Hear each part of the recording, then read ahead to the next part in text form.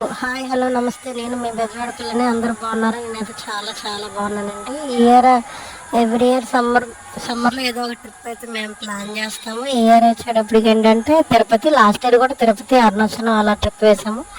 Year కొన్ని holidays ఉన్నాయి కదా, ముందే పెట్టుకునే హాలిడేస్ ఎంజాయ్ చేయొచ్చు అనే లెక్కలో హాలిడేస్ తీసుకొని year only one day trip కింద తిరుపతి వచ్చామండి.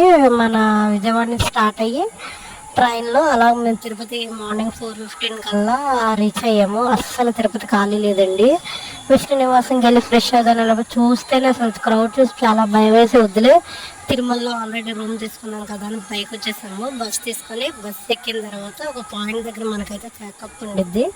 మన మొత్తం బాడీని, మన బ్యాగ్స్ అంతా చెక్ చేసిన తర్వాత మళ్ళీ మనల్ని బస్సు ఎక్కిస్తారు. అలా బస్సు ఎక్కిన తర్వాత అలా తిరుపతి కొండను చూస్తబ్బా ఏముందండి ఆ వ్యూ పాయింట్. ఎన్నిసార్లు చూసినా చూస్తూనే ఉండాలనిపిస్తుంది. ఆ వెంకటేశ్వర స్వామి మహిమ ఏమో నాకైతే తెలియదు, కానీ అసలు వ్యూకి దానికి పేరు పెట్టవసరం లేదండి. నాకైతే స్వర్గంలో ఉన్న ఫీలింగే ఉండిద్ది. అలా కొండపైకి వచ్చేసిన తర్వాత చాలా రష్గా ఉందని చెప్పేసి ఒక దగ్గర అయితే బస్సు ఆపేశారు.